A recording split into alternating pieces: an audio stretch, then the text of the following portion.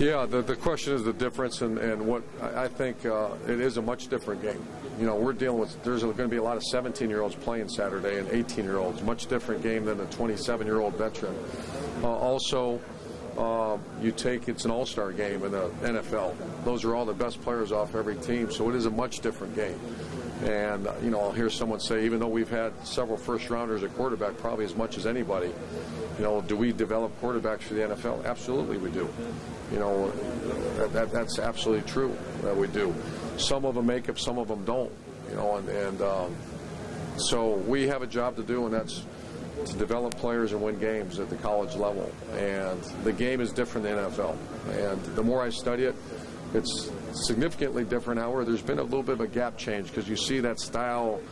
You know, there is a quarterback run component. There is the quarterback read component. There's certainly second-level read components now that maybe you didn't see several years ago. So I think the gap has been bridged. How much further will it go? That remains to be seen.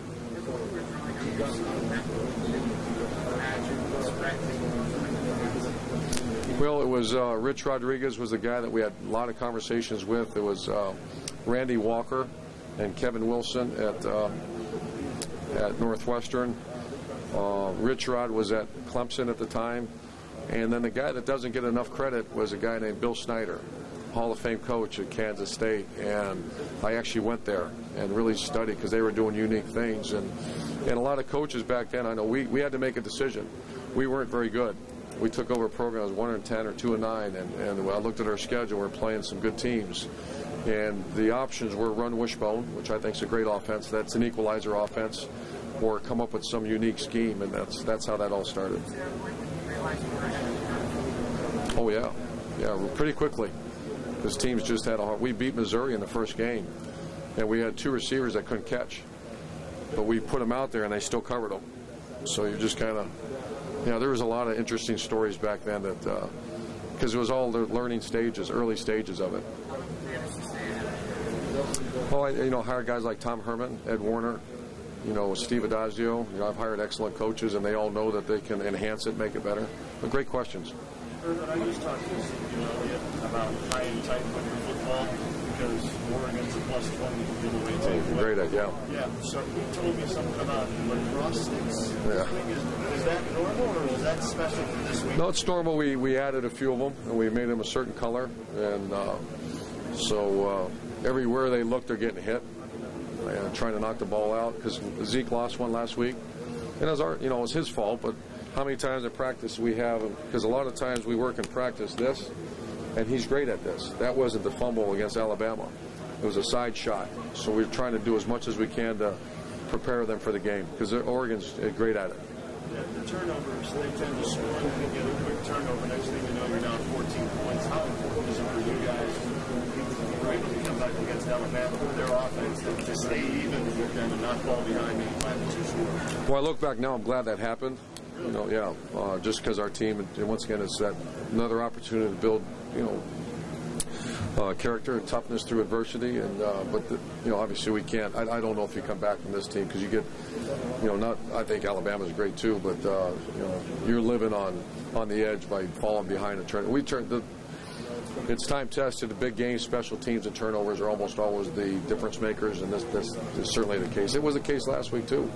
If we didn't get the turnovers back on defense, we don't win that game. You mentioned special teams. I talked to Darian Conley. Great player.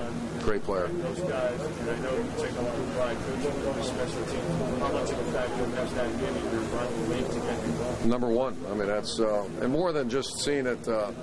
Obviously, functionally it works, but to see our players and recognize the selfless approach to the game, where Briante Dunn was a great high school tailback, now he's the best best three on kickoff in America, and he takes great pride in that. That's his spot.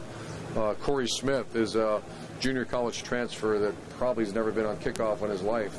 If I have my first draft pick on kickoff, I take him. He had 3 hits inside the 10-yard line last week against Alabama. And here's a skinny little receiver from Akron, Ohio that couldn't spell kickoff a year ago.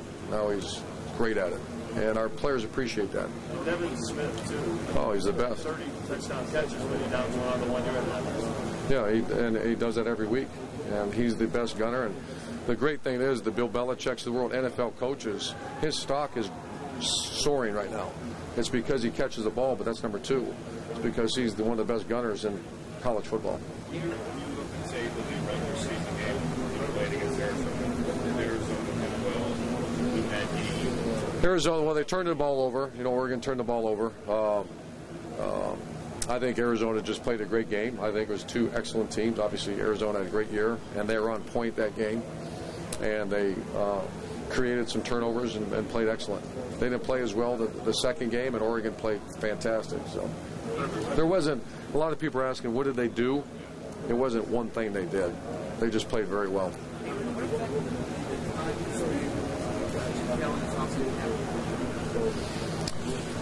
I've been asked that a lot, and I think the biggest thing is just reconfirmed. Same. What did the time I spent with Mac Brown, Bob Stoops, Brian Kelly, David Shaw. I was fortunate to just go around and sit, and I just love doing that. And so every one of them came back that I shared with our staff thousands of times that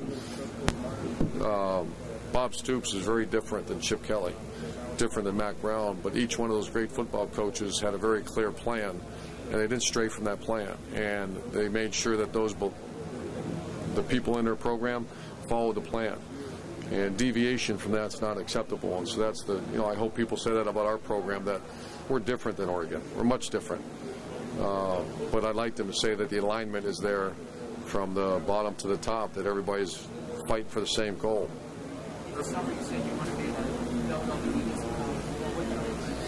They took the next step as far as player welfare, as far as the hydration, nutrition.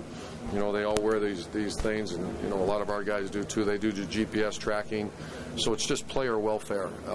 They do a phenomenal job on the nutrition, to the teaching them and educating them. It used to be, don't do this because, don't put bad stuff in your body because.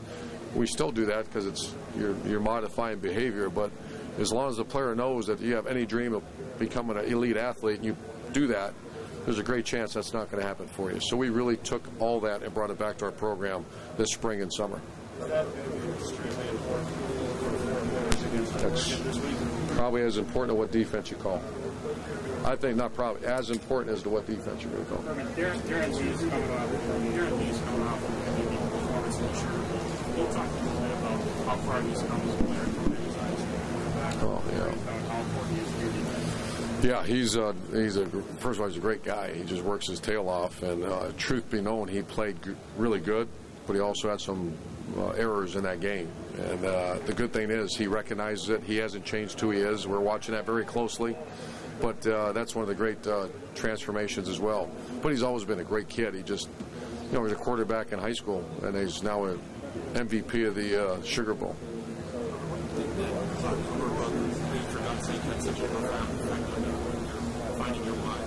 Oh, have you read it? Yeah, it's a game changer. Todd Gongwer is the author. Todd Blackledge, my great friend, gave it to me. I read it on the way to Stanford. I couldn't put it down. And I remember because there was a little bit of time change, too. I was up at 4 a.m. walking through the campus at Stanford with that book in my hand and rereading it. And that's when I saw the author's email on the back. And I grabbed my phone. I just hit him up at 4 in the morning Pacific time. And he's a brilliant person, and that book's a must-read. Sometimes he'll send you texts reminding you. All the time. All the time. Yeah, and that's the first, because I usually have a bunch of them when I wake up or whatever, and that's the first one I go to. Do you think that played a huge role in you deciding I built my why now and I come back to coaching? Yeah, it did. No question.